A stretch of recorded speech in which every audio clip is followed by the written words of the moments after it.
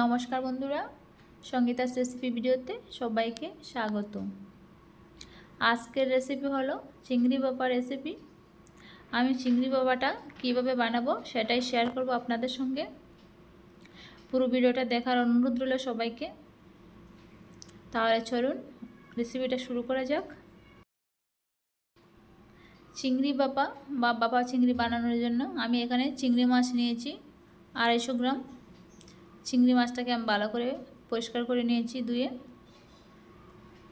আর এখানে নিয়েছি 1 চামচ কালো সর্ষে, আর নিয়েছি 1 চামচ পোস্ত, আর নিয়েছি 4-5টা কাঁচা লঙ্কা, 4-5টা কাজু বাদাম, আর কয়েক টুকরো নারকেল।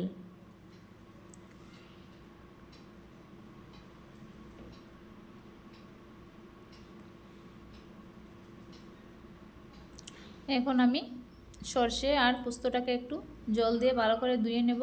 প্রথমে জল দিয়ে ভালো করে ধুয়ে নিয়েছি। এখন আমি জারের মধ্যে দিয়ে দিয়েছি সর্ষের পোস্তটাকে, সাথে দিয়ে দিয়েছি 4-5টা কাঁচা লঙ্কা, আর দিয়ে দেব কাজু আর নারকেলের টুকরোগুলো।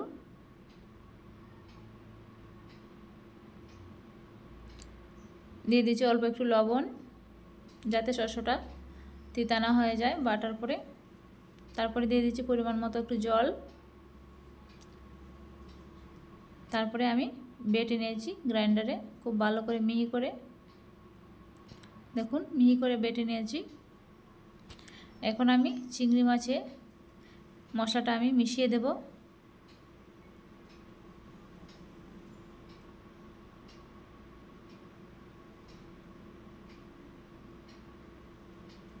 দেখুন চিংড়ি মাছের সঙ্গে ভালো করে মশলাটাকে মিশিয়ে নিচ্ছি। সাথে দিয়ে দিচ্ছি কালারের জন্য অল্প একটু হলুদের গুঁড়ো, আর অল্প একটু কাশ্মীরি লঙ্কার গুঁড়ো কালারের জন্য। সাথে দিয়ে দেব পরিমাণ মতো লবণ। লবণটা আমি আগেও দিয়েছিলাম, তার জন্য অল্প করে লবণ দিয়েছি। এখন আমি সব উপকরণ ভালো করে মিশিয়ে নিচ্ছি চামচের সাহায্যে। ভালো করে মিশিয়ে নেওয়ার পরে এখানে আমি টক দই দিয়ে দেবো 3 টেবিল চামচের মতো।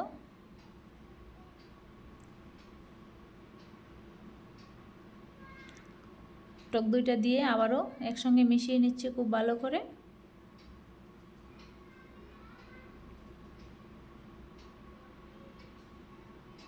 খুব ভালো করে মিশিয়ে নিয়েছি। এবার দিয়ে দিচ্ছি জারটা ধুয়ে একটু জলটা দিয়ে আবারও একটু মিশিয়ে নিয়েছি।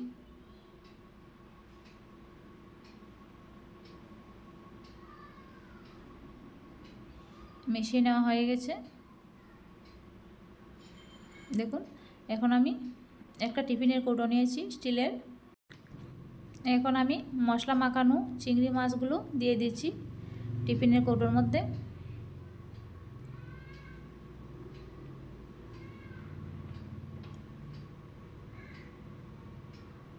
এখন আমি দিয়ে দেব সর্ষের তেল, কাঁচা সর্ষের তেল দিয়ে দিয়েছি 3 চা চামচের মতো।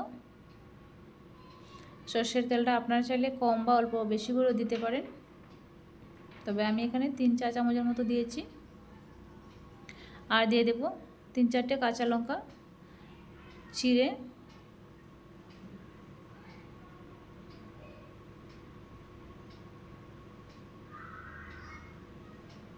দেখুন কাঁচা লঙ্কাগুলো দিয়ে দিয়েছি ছিঁড়ে। কাঁচা লঙ্কাটা দিলে ফ্লেভারটা কিন্তু খুব ভালো আসে বাপার মধ্যে, তার জন্য দিয়েছি।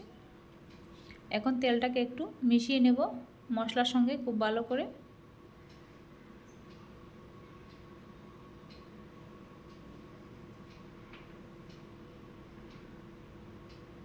মশলার সঙ্গে খুব ভালো করে তেলটাকে মিশিয়ে নিয়েছি। এবার আমি ঢাকনা বন্ধ করে দিয়ে দেব। আর একটা এদিকে কড়াই বসিয়ে দিয়েছি চুলার মধ্যে, অল্প একটু জল দিয়ে একটা বাটি বসিয়ে দিয়েছি, বাটির মধ্যে অল্প জল দিয়ে দিয়েছি। এখন আমি গ্যাসের আঁচটা জ্বালিয়ে টিফিনের কৌটোটা আমি বসিয়ে দিয়েছি। দেখুন এভাবে আমি মিডিয়াম আঁচে রান্না করে নেব এটাকে 15 থেকে 20 মিনিটের মতো। 20 মিনিট পরে ফিরে আসছি।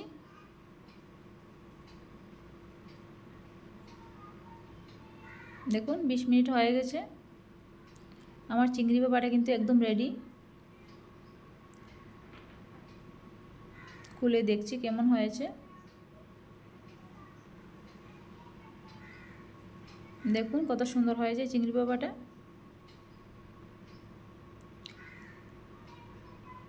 এইভাবে অবশ্যই একদিন বানিয়ে নিতে পারেন বন্ধুরা, খেতে কিন্তু দুর্দান্ত হয়। আমার আজকের রেসিপিটা কেমন হয়েছে অবশ্যই জানাবেন, আর যদি ভালো লাগে সাবস্ক্রাইব করে পাশে থাকবেন। ভালো থাকবেন, সুস্থ থাকবেন, ধন্যবাদ।